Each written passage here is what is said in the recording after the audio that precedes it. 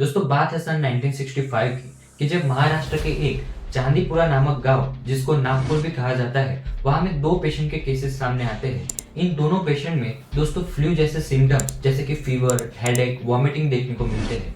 इसलिए जब doctor flu को समझकर ट्रीटमेंट स्टार्ट करते हैं तब पता चलता है कि कोई भी दवाइयां उन पर असर नहीं कर रही है। और तो और ट्रीटमेंट के दौरान उन दोनों पेशेंट को दोहरे भी पड़ते थे। इसीलिए दोस्तों सीरोलॉजिकल मेथड से इन बीमारी की रिसर्च की जाती है, तब पता चलता है कि इन दोनों पेशेंट को कोई भी फ्लू नहीं हुआ है बल्कि कोई अलग बीमारी हुई है। और जब ब्लड सैंपल टेस्ट और ज्यादातर रिसर्च की जाती है तब पता चलता है कि इन दोनों को जो बीमारी हुई है ये वायरस से हुई है।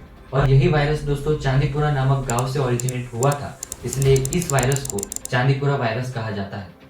उस टाइम पर यानी कि 1965 में तो ये वायरस ज्यादा फैलता नहीं है दोस्तों, लेकिन कुछ साल बाद यानी कि जून एंड अगस्त 2003 में 329 बच्चे इस वायरस की चपेट में आ जाते हैं, जिनमें से ज्यादातर बच्चों की डेथ भी हो जाती है। और कुछ साल बाद यानी कि 2004 में भी गुजरात में कुछ केसेस इस वायरस के देखने को मिलते हैं। ये बात थी दोस्तों साल 1965, 2003 और 4 की। लेकिन बात की जाए 2024 की तो ये वायरस ऑलरेडी फैल चुका है।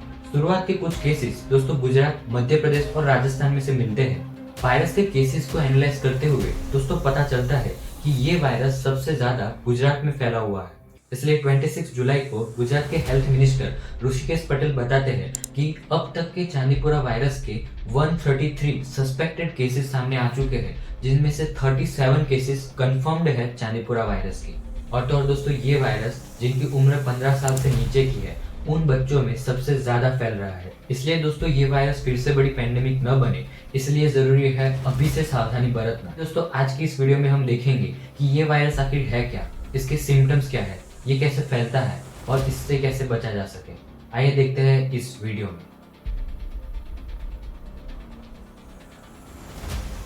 सबसे पहले देखते हैं दोस्तों कि ये चांदीपुरा वायरस आखिर है क्या। तो दोस्तों चांदीपुरा वायरस का पूरा नाम चांदीपुरा वेसिक्युलो वायरस है, जिसको CHPV भी कहा जाता है। जैसा कि मैंने आपको बताया कि ये वायरस महाराष्ट्र के चांदीपुरा नामक गांव से ओरिजिनेट हुआ था, इसीलिए इसको चांदीपुरा कहा जाता है। और तो और दोस्तों ये वायरस राप्टोवेरिडाई वायरसेस के ग्रुप में से आता है। ये एक ग्रुप है दोस्तों वायरसेस का, जिसमें लाइसा वायरस, रेबिस वायरस और चांदीपुरा जैसे वायरसेस का समावेश होता है। इस वायरस में दोस्तों फ्लू जैसे सिम्टम्स तो देखने को मिलते ही है, लेकिन साथ साथ ये वायरस सीधा अटैक करता है दिमाग पर, जिसकी वजह से दिमाग पर भी बुखार चढ़ सकता है। अब देखते हैं दोस्तों ये वायरस आखिर फैलता कैसे है। तो ये वायरस दोस्तों ज्यादातर मच्छरों की वजह से फैलता है। इसमें से दोस्तों सबसे बड़ा वेक्टर जिसकी वजह से सबसे ज्यादा केसेस देखने को मिले हैं वो है सैंड फ्लाइज। सैंड फ्लाई दोस्तों टाइप है मच्छरों का, जो ज्यादातर सैंडी एरियाज मतलब कि रेत वाली जगहों पर या फिर गीली मिट्टी की जगहों पर ज्यादातर देखने को मिलते हैं। और तो और दोस्तों ये सैंड फ्लाइज जहाँ पर ज्यादातर पानी भरा हुआ होता है वहां पर देखने को मिल सकती है। यही एक कारण है दोस्तों कि ये वायरस बारिश की सीजन में सबसे ज्यादा बढ़ जाता है, क्योंकि बारिश के सीजन में ज्यादातर पानी भर जाता है और गीली मिट्टी में ये सैंड फ्लाइज बढ़ जाती है। दोस्तों अब तक के चांदीपुरा वायरस के जो भी केसेस देखने को मिले हैं वो ज्यादातर केसेस गांव में देखने को मिले हैं, क्योंकि ज्यादातर गांव में मिट्टी के घर होते हैं जहां पर सैंड फ्लाइज की प्रोबेबिलिटी बहुत बढ़ जाती है। और तो और दोस्तों सैंड फ्लाइज ब्रीड करती है भेज वाली जगह पर और वहीं पर अपने अंडे रखती है। इसलिए दोस्तों सैंड फ्लाइज भेज वाली जगह पर या फिर गीली जमीन पर सबसे ज्यादा देखने को मिल सकती है। दोस्तों ये सैंड फ्लाइज जब काटती है तब उसके सलाइवा में से वायरस हमारे दिमाग तक पहुंच जाता है और दिमाग में सूजन पैदा करता है, जिसकी वजह से एनसेफेलाइटिस नामक बीमारी भी होती है, जिससे पेशेंट को दोहरे भी पड़ सकते हैं, जिसको इंग्लिश में कन्वर्जेंस कहा जाता है। अब देखते हैं दोस्तों कि इस वायरस के सिम्टम्स कौन कौन से हैं। तो इस वायरस में दोस्तों आपको सर्दी खांसी, हाई ग्रेड फीवर मतलब बुखार, डायरिया, वॉमिटिंग या फिर हेडेक यानी कि सिर दर्द भी हो सकता है।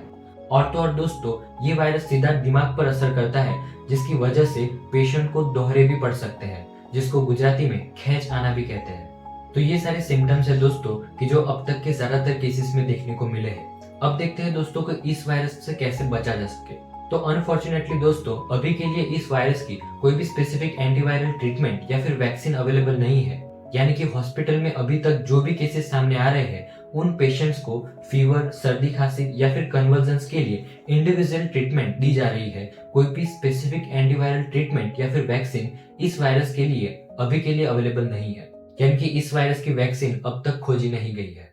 लेकिन फिर भी दोस्तों ये वायरस ज्यादातर सैंड फ्लाई से फैलता है, इसीलिए किसी भी तरह सैंड फ्लाई को आपके आसपास के एरिया में बढ़ने से रोका जा सके तो इस वायरस को फैलने से रोका जा सकता है। दोस्तों बाजार में मिलते इंसेक्ट रिपेलेंट्स का यूज करके आप इन सैंड फ्लाई को रोक सकते हो, और तो और आप अपने एरिया में इंसेक्ट रिपेलेंट्स का धुआं करके भी इन सैंड फ्लाई को रोका जा सकता है। जैसा कि मैंने आपको बताया दोस्तों कि सैंड फ्लाई भेज वाली जगह या फिर गीली मिट्टी में अंडे रखती है, इसलिए ट्राई करें कि आपके आसपास का एरिया ड्राई रहे। ये वायरस दोस्तों बच्चों में ज्यादा फैलता है, इसलिए बच्चों को गीली जगह या फिर खुले घास वाले मैदान में न जाने दें, और तो और फुल स्लीव्ड वाले कपड़े पहने। अगर आपके एरिया में ज्यादा मच्छर देखने को मिले तो सोते वक्त मॉस्किटो नेट यानी मच्छरदानी का यूज करें। और तो और सबसे बड़ा फैक्टर है दोस्तों कि अपने आसपास के एरिया को क्लीन रखें, क्योंकि यही सबसे बड़ा फैक्टर है दोस्तों कि हमारे देश में कई जगह पर गंदगी देखने को मिलती है, जिसकी वजह से ये वायरसेस बढ़ते चले जाते हैं। दोस्तों इस वायरस का कोई भी सिम्टम्स आपको देखने को मिले तो तुरंत ही अपने नजदीकी डॉक्टर को कंसल्ट करें, और इन्हीं सारी चीजों से दोस्तों हम इस वायरस को फैलने से रोक सकते हैं। दोस्तों precautions is always better than cure, इसीलिए कोई भी छोटी सी लापरवाही इस वायरस को फैलने का कारण बन सकती है। मिलते हैं दोस्तों अगले वीडियो में। इस वीडियो को ज्यादा से ज्यादा शेयर कीजिए जिससे प्रिकॉशंस ली जा सके इस वायरस के लिए।